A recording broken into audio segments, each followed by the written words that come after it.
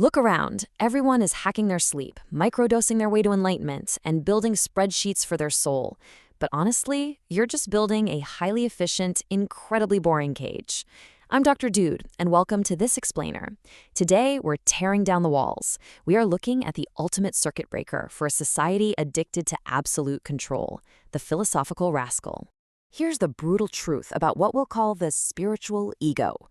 You meditate, you quote the Stoics, you optimize your workflow, but if all this supposed awakening just makes you rigid, fragile, and morally superior, you haven't woken up.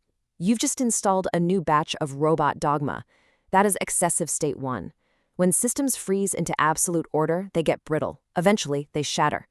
So how do we break a calcified system without shattering ourselves in the process? Well, here is our roadmap. We are going to look at the prison of state 1, trace the lineage of holy madness, check in with Watts, Zhuangzi, and the power of nonsense, break down how to trigger a left brain stall, and finally, learn how to dance at the edge of chaos. Let's get right into it. Section 1. The prison of state 1. Let's look at the baseline physics of this cognitive trap and see exactly how your left hemisphere builds a flawless, yet completely lifeless map of reality. Think of human consciousness like a 0-1 engine. 0 is raw, unrendered potentiality. But our brains are dominated by the left brain emissary, which frantically tries to categorize everything. This creates what we call excessive state 1. It's a state of hyper-rationalized stasis. Institutions, governments, and even our own minds drift towards bureaucratic rigidity. We become absolutely obsessed with labels, metrics, and keeping score. And in that process, we completely lose our living, breathing essence. The analytical left brain is essentially acting as a blind creator here. It constructs these static, binary copies of the world, basically forcing fluid reality into rigid equations. And then it makes a fatal error. It mistakes its artificial map for the actual territory. It demands total, absolute control. But as you know, reality isn't a neat little equation. It's fluid, it's chaotic, and it is vibrantly alive. The linguist Alfred Korzybski hit the nail on the head when he said, "The word is not the thing. The map is not the territory."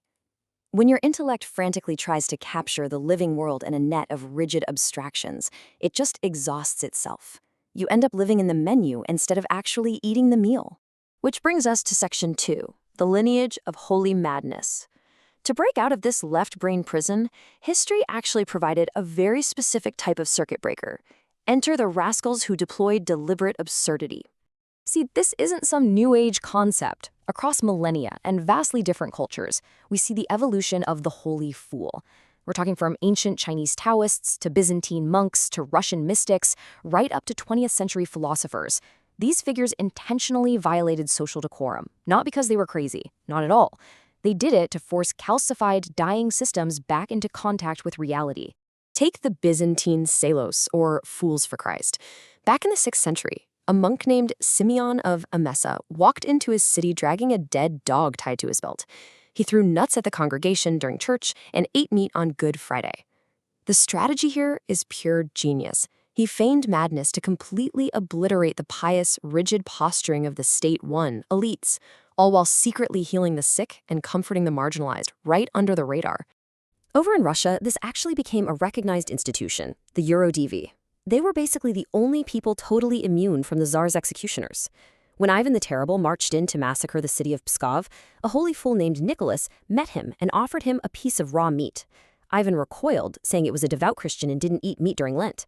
Nicholas shot right back. Why abstain from meat when you feast on human blood? It literally paralyzed the tyrant. The holy fool acts as the sacred societal safeguard against tyrannical ideological capture, forcing power back into contact with natural law. They are the ultimate unbribable force. Moving on to Section 3, Watts, Zhuangzi, and nonsense. Let's look at the Taoist and Zen practitioners who use the shield of uselessness and pure nonsense to protect their minds from being commodified by the machine. The ancient Taoist sage Zhuangzi deeply understood the myth of Handan, or chaos. He knew that boring artificial holes of order into human nature actually kills our living essence. He told this brilliant parable of the useless tree. A carpenter sees a massive gnarled tree and totally ignores it because the wood is too twisted to be made into boats or furniture.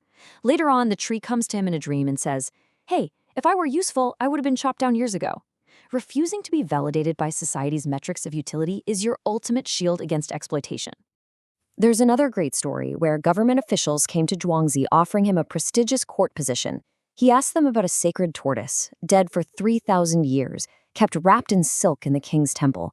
He asked, would that tortoise rather be dead and highly honored or alive and dragging its tail in the mud? The officials obviously said, alive in the mud. Zhuangzi just looked at them and replied, shove off then. I will continue to crawl about in the mud. He violently rejected artificial prestige so he could remain grounded and, actually alive. Fast forward to 1973. Picture a beautiful wooden yurt in Muir Woods. This was the home of Alan Watts, a self-described philosophical entertainer and an absolute rascal.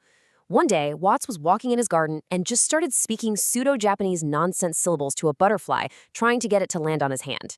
When it didn't, he just erupted into this massive, cosmic belly laugh. By speaking pure, joyful nonsense, Watts was deliberately stripping away all formal, rigid definitions. He was living proof that the word is definitely not the thing. Section 4. Triggering the left brain stall. Now, what is really fascinating is the exact cognitive mechanics behind all this. How does holy nonsense actually reset the human brain? Because it's not just poetry, folks. It's actual neurobiology. Here is how this surgical strike plays out. Step 1. You deploy calculated absurdity or a Zen koan, something like, what is the sound of one hand clapping? Step 2. The left brain emissary, which only speaks binary logic, tries to solve the riddle and just outright crashes. This is the left brain stall. Step 3. In that exact moment of logical paralysis, the ego shell cracks, and you drop into metanoia. That's an immediate, intuitive right brain presence. True laughter is really just the sudden cognitive collapse of a rigid mental model. Real religion, it's converting existential anxiety right into that laughter. And you can see the shift happen in real time. We break out of the closed, analytical prison of state 1, all that frozen order and dogma, and we execute a pristine transition back to state 0, the actual territory, the raw, unrendered potential. This is where 1 + 1 = 3. You aren't destroying reality. You are unrendering the artificial matrix so you can finally touch the living source. Finally, Section 5, Dancing at the Edge. Let's synthesize the history and the science here. How do we practically operate as a sovereign bridge in this modern, hyper-serious world of ours? The physicist Stuart Kauffman coined this amazing term, the edge of chaos. He found that complex adaptive systems only truly thrive at the liquid phase transition, right between solid stasis, which is frozen order, and gaseous entropy. The Philosophical Rascal dances exactly on this liquid boundary. They act as the sovereign bridge, keeping the whole system from either freezing to death in bureaucracy or burning up in total chaotic anarchy. Because look what happens otherwise.